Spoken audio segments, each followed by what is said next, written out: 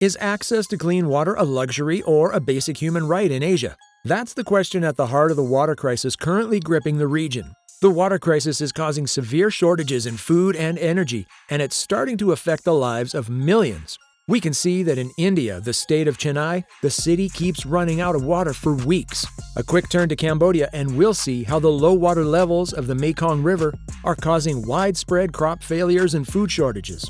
In China, the construction of dams and diversion projects on the Yangtze River has led to a decline in fish populations affecting the livelihoods of local fishermen.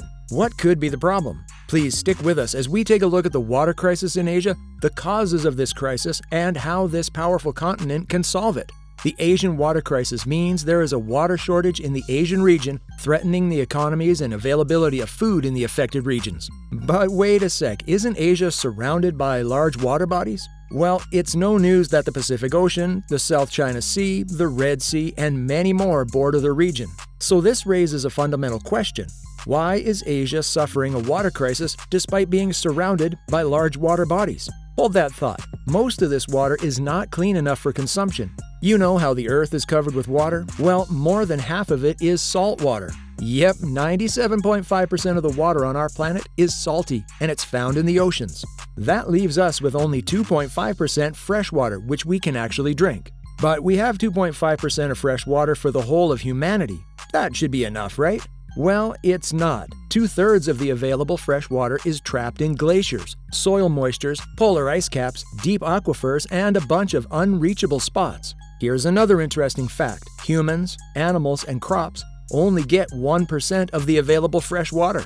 So you see, all those oceans and seas that border Asia may look fit for consumption, but the reality is that we can't. So the Asians need to find their drinking water elsewhere. Asia is home to 50% of the world's population and has less clean water per person per year. In fact, Asia only secures 3,920 cubic meters of clean water annually per person. Now, another problem arises.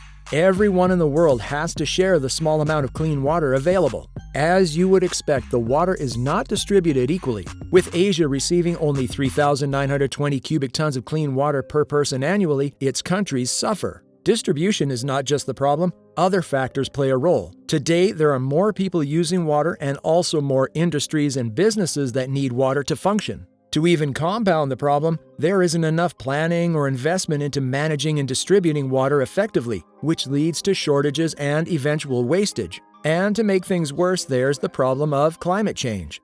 But before we linger on the causes of the water crisis, let's take a look at two important concepts that relate to humans' freshwater consumption, which are water availability and water access. Availability refers to the physical presence of water. Like if there's enough water in a specific area to meet our needs, we wouldn't have problems. But just because there's water available doesn't mean everyone can get to it. That's where access comes in.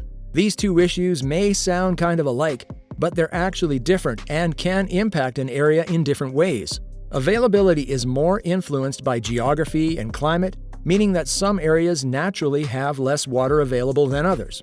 On the other hand, access is more about social and political factors, like how much of a country's farming is based on irrigation or how well a city's water supply system works. So when we ask whether Asia is facing a water crisis, we must consider availability and access. By understanding the differences between the two, we can better understand the subject. To make this clearer, let's take a look at two countries in Asia that you are probably familiar with, China and India. Even though China has a lot of water, it's not evenly distributed, and not everyone has access to it. Some areas get a lot of rainfall, while others barely see any. And this anomaly is causing major water shortages in cities, with over 300 out of China's 640 cities facing water shortages. And to make matters even worse, the available water is becoming increasingly polluted. Every year, tons of pollutants are dumped into China's rivers and lakes. This problem is not just affecting people who need water, but it's also causing some serious damage to the economy and human health. In fact, every year, around 190 million people in China get sick from water pollution, and about 60,000 of those people die from diseases like liver and gastric cancers. According to some reports, water shortages are costing the economy a whopping $11.2 billion per year, while the cost to human health is estimated to be around $3.9 billion per year. And get this, the Asian Development Bank has mentioned that China alone loses 2.3% of its gross domestic product yearly because of water scarcity and pollution. That's a split of 1.3% from water scarcity and 1% from the direct effects of water pollution. That's a ton of cash going down the drain, and it's good for this country's economy. Interestingly, this problem doesn't just affect China, as India is facing similar issues.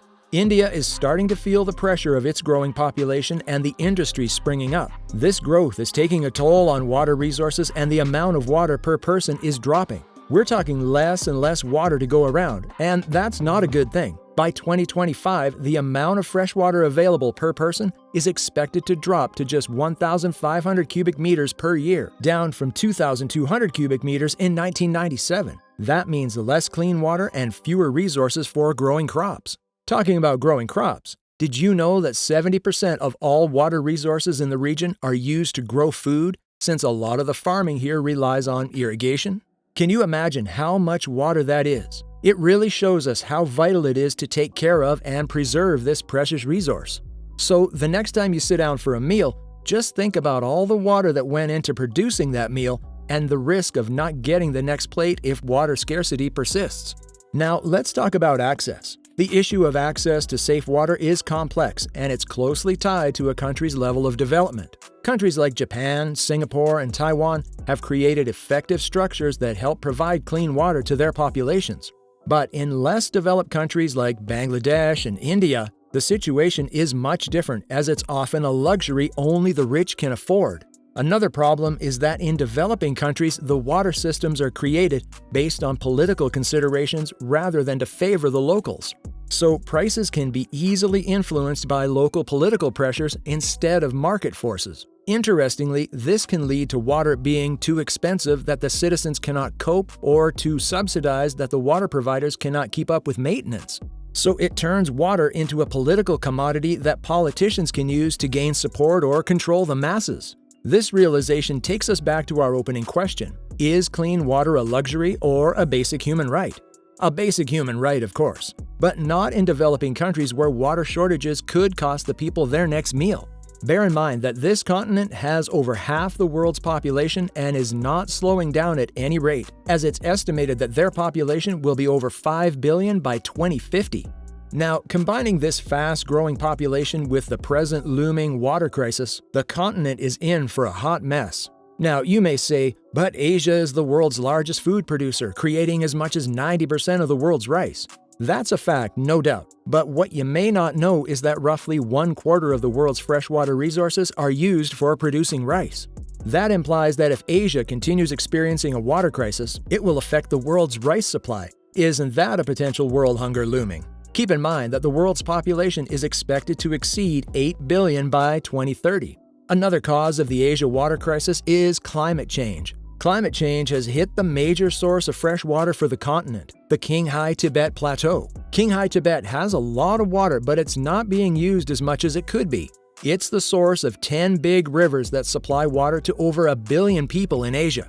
But climate change has hit the plateau hard and is causing many problems, such as the rising temperatures and the fast-shrinking groundwater. It gets even more worrying when you realize that the glaciers are also getting smaller. Now, that's not all. The Qinghai Tibet Plateau, the highest and largest in the world, is situated in China. So China is the upstream superpower, like the big boss, since they're at the top of the river game. But here's another thing. They don't have any policy for managing cross-border rivers. Instead, it's all part of their bigger foreign relations strategy with downstream countries.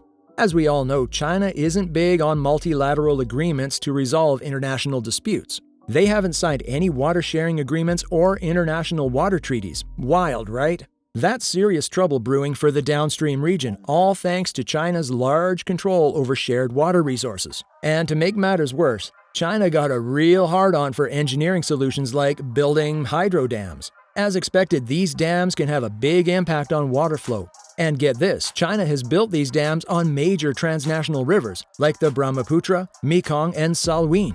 But wait, there's more. They're also scheming interbasin projects like the Red Flag River concept. This project would divert water from the ecologically fragile Qinghai Tibet Plateau to dry areas in northwest China. And as you would imagine, those plans would also impact 3 transnational rivers we spoke about earlier.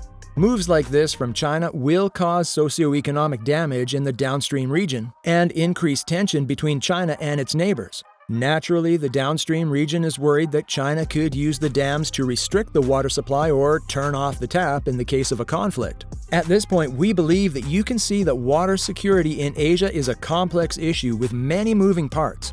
And war could break out due to the political undertones of this situation. But despite the gloominess of this water crisis, Asian countries can fix this by implementing sustainable water management practices, promoting cooperation, and increasing investment in water infrastructure. We really hope they figure this out, at least for the sake of our food. And that's it for today. Thanks for watching. We'll catch you next time.